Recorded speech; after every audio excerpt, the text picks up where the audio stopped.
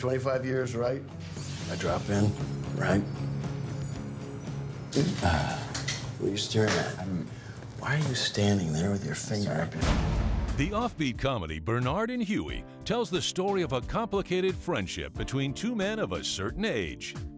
Basically, Bernard is a middle-aged man who has sort of found himself pursuing younger women, sort of caught in a bad cycle of not committing to any kind of relationship. And this is the time when Huey, a longtime friend of his who he hadn't seen in like 25 years, just comes back into his life, and this was someone he idolized, and proceeds to sort of make Bernard go back to his old ways, sort of causing a lot more stress than Bernard would want. And hopefully along the way, Bernard learns to grow as a man. They have an interesting relationship, who takes care of who doesn't take care of who. A little sexual conquest competition involved, and that's where I come into the picture. This film picks up, it shows their first quarter-life crisis in flashbacks, and then we have these middle-aged men figuring out, so who am I going to be? Now you're dealing with middle age. Who did I become? Because really, that's who you are now. Do you know that your daughter has the makings of a truly brilliant cartoonist? And a talented group of artists both in front of and behind the camera made this a creatively fulfilling experience. Jim Rash is terrific. Most of my scenes are with him.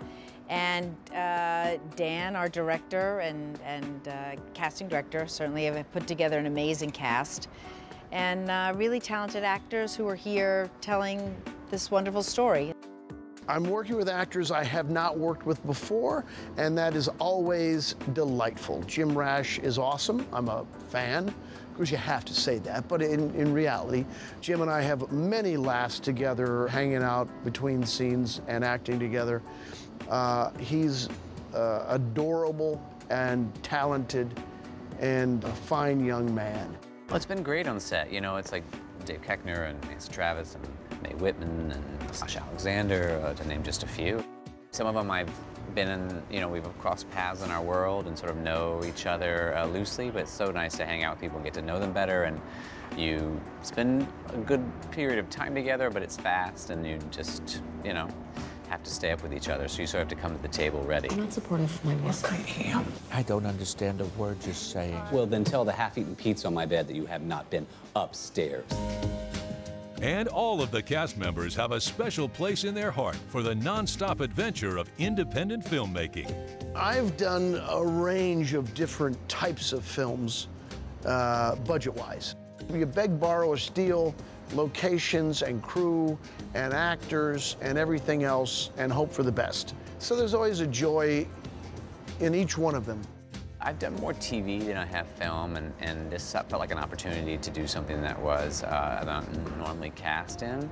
I've done smaller parts in movies, and independent filmmaking, you know, while I shot, wrote and directed technically what is an independent film, you know.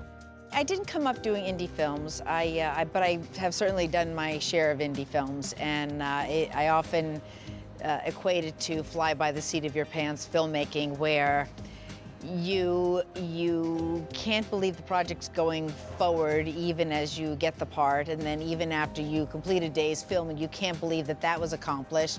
And then when you finally do see the film and it is released, hopefully, it is an act of God. It seems almost miraculous.